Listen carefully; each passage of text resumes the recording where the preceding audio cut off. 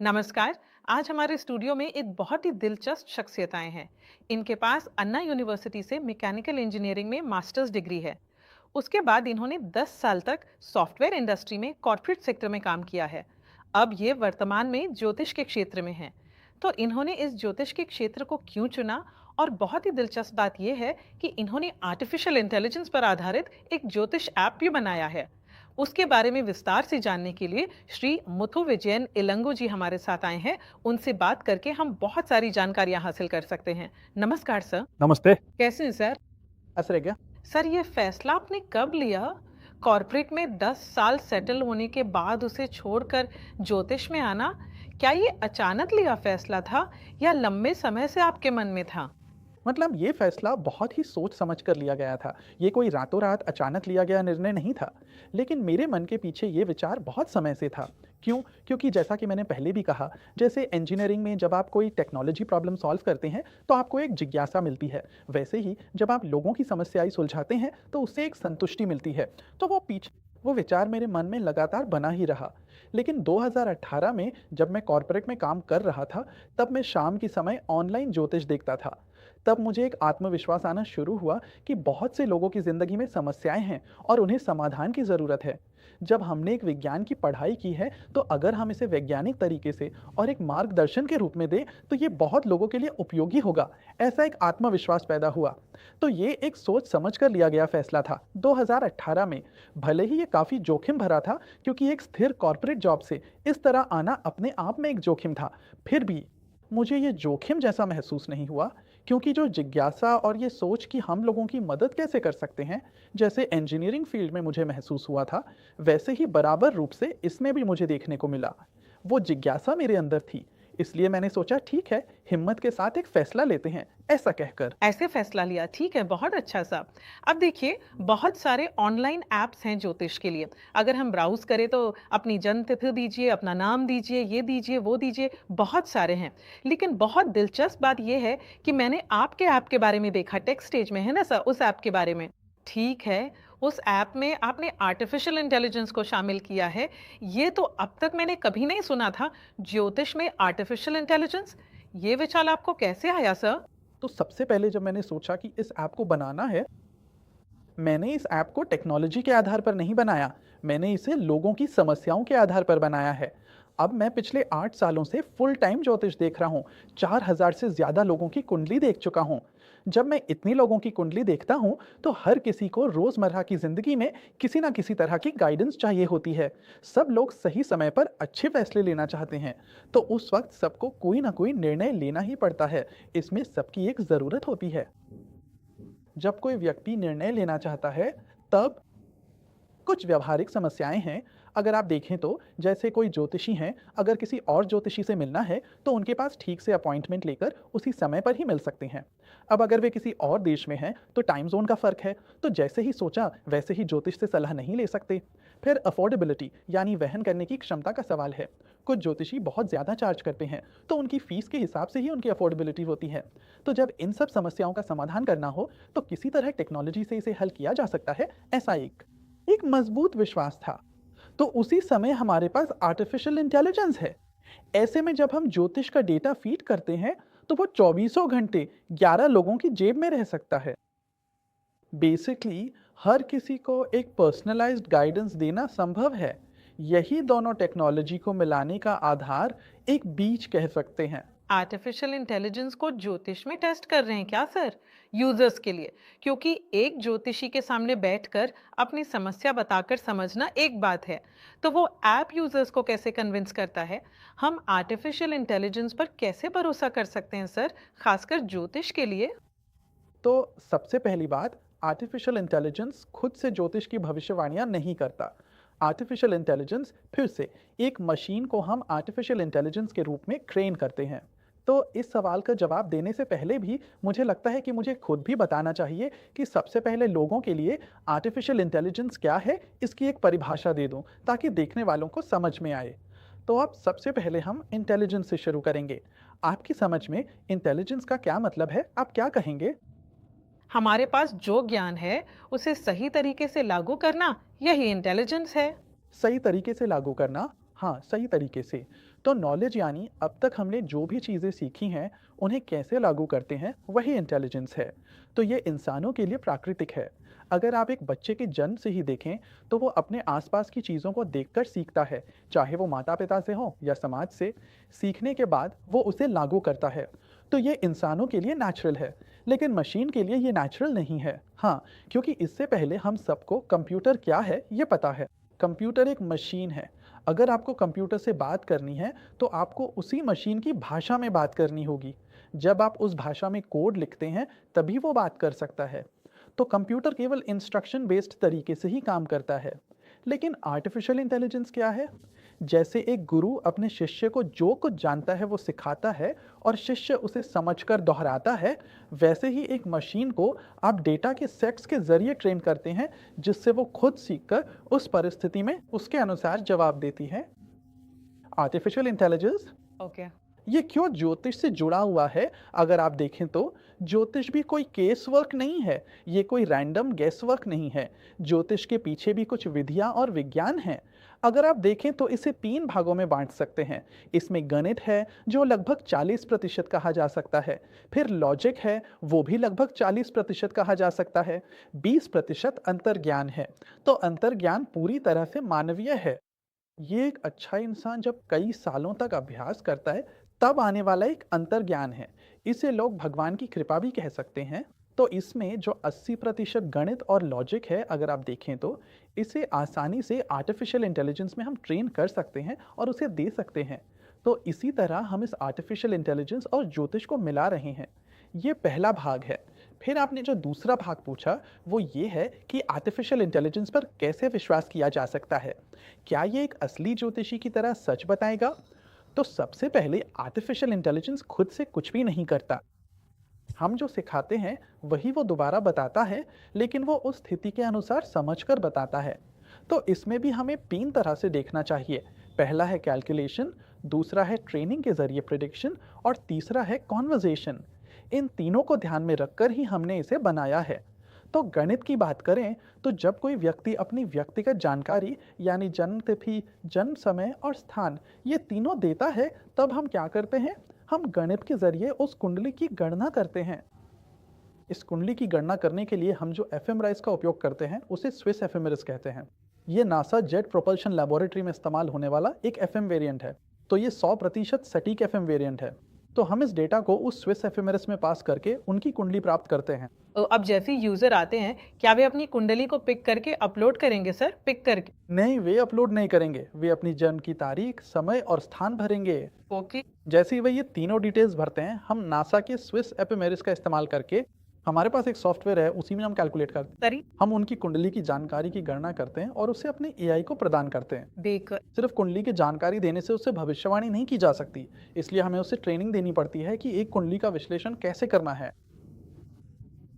अगर पूछा जाए कि किस किस चीज़ का विश्लेषण करना है, तो हम उसे स्टेप बाय स्टेप ट्रेनिंग देंगे। ट्रेनिंग देने के बाद हम उसे टेस्ट करेंगे और फिर जहाँ गलती हो रही है वहाँ दोबारा ट्रेनिंग देंगे। तो ये कोई साधारण प्रक्रिया नहीं है, इसमें समय लगता है। जी। आपको सबसे पहले ये देखना है कि वो कैसे समझ रहा है, फिर देखना है कि वो कहाँ गलती कर रहा है, उसके बाद उसे दोबारा ट्रेन करना है। तो यही है, हमने उस एनालिसिस पोर्शन के लिए ट्रेनिंग दी है। तो ये है, हम इसे ट्रेन करने में लगभग 426 महीने लगे, अलग अलग पहलुओं पर। सिर्फ करियर ही नहीं, रिश्ते, धन, हर एक के लिए हमने अलग अलग ट्रेनिंग दी है। तो अब ये है गणित और विश्लेषण का हिस्सा। तीसरी बात, अभी जो है speech to text, text to speech, artificial intelligence, ये सब लेटेस्ट करंट टेक्नोलॉजी में है। तो उसके ज़रिए हमने क्या किया है, बातचीत करवाने के लिए बनाया है। क्योंकि सिर्फ सिर्फ भविष्यवाणियाँ लिखना काफ़ी नहीं है, लोगों के ज्योतिषी की तरह उनसे बात भी करनी चाहिए, इसलिए। अब अगर मैं सवाल पूछता हूँ तो उसका जवाब मुझे सिर्फ टेक्स्ट में नहीं मिलेगा, बल्कि वो मुझे बोलकर भी बताएगा। वो सही है, ये टेक्स्ट में भी है। अगर आप टेक्स्ट टाइप करेंगे तो वो टेक्स्ट में ही जवाब देगा। उदाहरण के लिए, उस ऐप में अगर आप माइक को टैप कर, अगर आप तमिल में पूछें कि इस साल मेरे लिए व्यवसाय के लिहाज से कैसा रहेगा, तो वो पहले आपके सवाल को समझेगा, उसके बाद आपकी कुंडली लेके उसका विश्लेषण करेगा, विश्लेषण। विश्लेषण करके आवाज के पास आके उन भविष्यवाणियों को बताएगा। ओके। आपने जो सवाल पूछा है उसे समझकर ही वो जवाब देगा। अगर आप अगला सवाल फाइनेंस से जुड़ा पूछें तो वो पहले उस सवाल को ग्रहण करेगा, उसके बाद ही विश्लेषण शुरू करेगा। सही ना। तो वो पहले समझकर विश्लेषण करके फिर आपके पास आके बात करेगा। जैसे आप किसी ज्योतिषी से बात करते हैं वैसे ही आप इससे भी बात कर सकते हैं। बात कर सकते हैं। अब ये कौन सी भाषाओं में उपलब्ध है? अगर आप अभी देखें तो हिंदी, तमिल, तेलुगु, मलयालम, कन्नड़ और मराठी, कुल मिलाकर अभी ये 6 भाषाओं में उपलब्ध है। इंग्लिश तो डिफ़ॉल्ट में ही है, इंग्लिश हमेशा रहती। क्या आपसे वहाँ संपर्क हो सकता है? अगर मुझे पूरी संतुष्टि ना मिले, तो क्या कोई भी उसी ऐप के ज़रिए आपसे सीधे बात कर सकता है? संपर्क किया जा सकता है, क्योंकि चाहे कोई भी ऐप कितना भी आर्टिफिशियल इंटेलिजेंस का इस्तेमाल करे, दिन के अंत में जब हमें अपनी ज़िंदगी में कोई महत्वपूर्ण फैसला लेना होता है, तब उस जगह पर एक असली ज्योतिषी की ज़रूरत होती है। ये हमेशा से है, सिर्फ आज ही नहीं, चाहे कितनी भी टेक्नोलॉजी आ जाए, इंसान की ज़रूरत बीच में हमेशा रहेगी, ऐसा नहीं कह सकते। हमारी टेक्नोलॉजी का मकसद क्या है? तो वो है कि किसी भी समय संपर्क करने के लिए ही है। हमें चौबीसों घंटे चैट करना है, रात के 1 बजे मुझे कोई सवाल आता है, तो मैं उस समय किसी ज्योतिषी को कॉल नहीं कर सकता। लेकिन मेरे ऐप में अगर मैं पूछूँ तो वो ऐप मेरी कुंडली देख के मुझे जवाब दे देगा। यही है टेक्नोलॉजी, इसके ज़रिए हम इसे हल कर रहे हैं। लेकिन भाई, अगर किसी के लिए कोई जीवन का महत्वपूर्ण निर्णय है, कोई बहुत ज़रूरी फैसला है, तो हमें ज़रूर किसी अच्छे ज्योतिषी से सलाह लेनी चाहिए। इसलिए हम क्या करते हैं, हम अपने ऐप में डिटेल्स भी हैं, मेरे साथ जो अन्य ज्योतिषी हैं, उनके डिटेल्स भी हैं। तो कोई भी उसी ऐप में अपनी अपॉइंटमेंट, जो भी स्लॉट उपलब्ध है, उस अपॉइंटमेंट को बुक करके उनके साथ वीडियो कॉल पर सलाह ले सकता है। वीडियो कॉल पे? वीडियो कॉल पे सलाह। Okay, okay. तो अब इसमें एक यूज़र के लिए अगर मैं वो ऐप डाउनलोड करता हूँ, तो क्या मैं सिर्फ़ अपनी प्रोफ़ाइल ही दे सकता हूँ, है ना सर? मतलब अभी हमने इसे ऐसे सेट किया है कि जैसे ही आप उस ऐप में लॉगिन करके अंदर आते हैं, सबसे पहले आपको प्रोफाइल भरने के लिए कहना चाहिए। उसमें आपका नाम, आपका ईमेल आईडी, फ़ोन नंबर वे चल पेक, फिर आपकी जन्म तिथि, जन्म का समय, जन्म स्थान देना होगा। ये तीनों भी आपने दे दिए, तो अपने आप आपकी राशि, नक्षत्र, आपकी कुंडली सब बैकग्राउंड में तुरंत तैयार हो जाएगी। अब ये एक यूज़र के लिए है। ये चीज़ वो लोग टेस्ट करने के लिए है। है? बेसिक क्या काफ़ी है? हो जाएगा ना? जैसे ही आप वो 3 डिटेल्स देते हैं, राशि क्या है, हम तुरंत ऑटोमैटिकली पता कर लेंगे। उगा आपने पता लगा लिया है, हाँ। क्या वो सच है? उसके बाद कुंडली देखने के लिए एक टैब है, उस पे क्लिक करेंगे तो आपकी कुंडली भी उसमें आ जाएगी। कुंडली, राशि चार्ट, नवांश चार्ट तो हमारी कुंडली भी सही है ना? है या नहीं, कोई भी इसे वेरीफाई कर सकता है। ये एक प्रोफाइल है। अभी फ़िलहाल पेड यूज़र के लिए हम क्या करते हैं, मान लीजिए उस प्रोफाइल में जाकर उदाहरण के लिए मैंने अपनी कुंडली में कुछ सवाल पूछे हैं।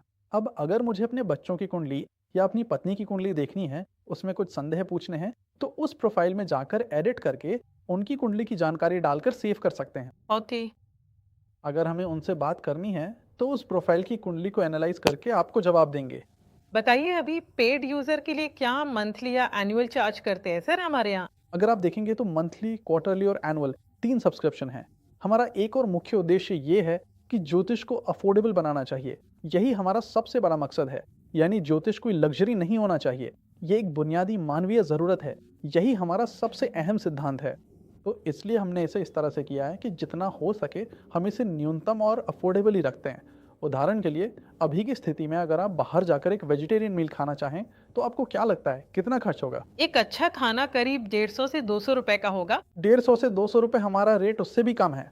अगर आपने 99 रुपए में सब्सक्राइब कर लिया, तो पूरे महीने भर आप उसी कैटेगरी में कितने भी सवाल अनलिमिटेड पूछें। सवाल पूछ सकते हैं, वो भी आवाज़ के ज़रिए, यानी आप बोलकर भी सवाल पूछ सकते हैं।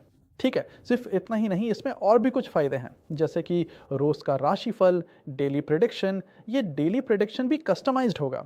अब अगर आप किसी सामान्य ऐप में जाकर देखते हैं, तो डेली प्रेडिक्शन सिर्फ आपकी खास राशि के लिए ही। अगर आप इसमें देखें तो आपकी राशि के लिए ताराबल, चंद्रबल वगैरह सब कुछ कैलकुलेट करके आज आपके करियर में क्या बदलाव आएगा, आज आपके रिश्तों में क्या बदलाव आएगा, आज आपके लिए फाइनेंशियली इन्वेस्ट करने के लिए या नहीं है, स्वास्थ्य के मामले में आज कोई समस्या होगी क्या, ये सब डेली प्रेडिक्शन में बताया जाता है। इसी तरह वीकली प्रेडिक्शन भी होता है, जिसमें इस हफ्ते के संडे से लेकर सैटरडे तक आप 1 हफ्ता पहले ही देख सकते हैं। इससे आप प्लान कर सकते हैं। उदाहरण के लिए इस हफ्ते आपको कोई महत्वपूर्ण इंटरव्यू अटेंड करना है या किसी से मिलने जाना है, तो आप ये वीकली प्रेडिक्शन हर संडे सुबह देख सकते हैं। आप हर संडे सुबह देखकर समझ सकते हैं कि इस हफ्ते का गुरुवार अच्छा है, तो मैं उस दिन अपॉइंटमेंट शेड्यूल कर सकता हूँ। ये एक सुविधा है।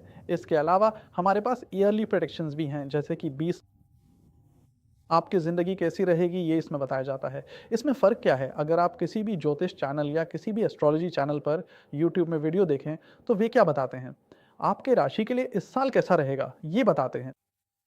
हाँ, लेकिन हमारे ऐप में हम क्या करते हैं, आपकी राशि के लिए इस साल कैसा रहेगा, गुरु की स्थिति के आधार पर, शनि की स्थिति के आधार पर, राहु की स्थिति के आधार पर, केतु की स्थिति के आधार पर। इसके अलावा आपकी कुंडली में अभी कौन सा दशा भुक्ति चल रहा है, उससे भी संबंधित आपको एक ओवरऑल कस्टमाइज्ड पर्सनलाइज्ड एनालिसिस मिलेगा। अगर मैं इसे डाउनलोड करके अपना विवरण डाल दूं, तो 2026 में आने वाले गुरु परिवर्तन, शनि परिवर्तन, इन सब में मेरे लिए कैसा रहेगा ये पता चल जाएगा। क्योंकि आमतौर पर हर ज्योतिष यूट्यूब चैनल में आप देखेंगे तो वे सिर्फ राशि के हिसाब से ही बताते हैं।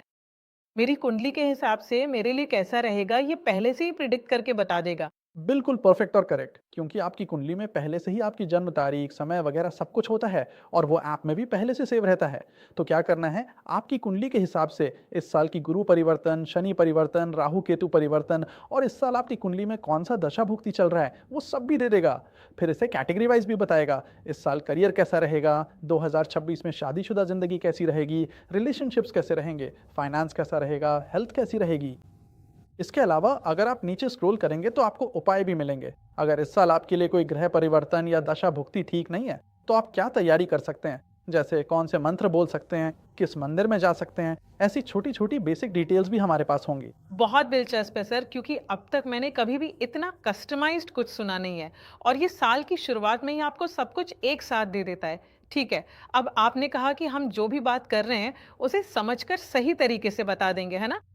लेकिन एक इंसान की तरह आई टू आई कांटेक्ट करके हमारी भावनाएं, क्या वो हमारे जैसे किसी मुश्किल में सामने आएंगी, या भविष्य की भविष्यवाणी करने के लिए आएंगी, या किसी समस्या को हल करने के लिए आएंगी? क्या हम एआई के साथ इंसान की तरह इंटरैक्ट करके अपनी भावनाएं बता सकते हैं? सर, एआई हमारी भावनाओं को कैसे समझेगा? सही, ओके, ये एक अच्छा सवाल है। सबसे पहले जब हम एआई को ट्रेन करते हैं तो हम उसे क्या देते हैं, उसके लिए कुछ रोल सेट करते हैं। जब हम एआई को बताते हैं तो हम उसके लिए रोल सेट करते हैं।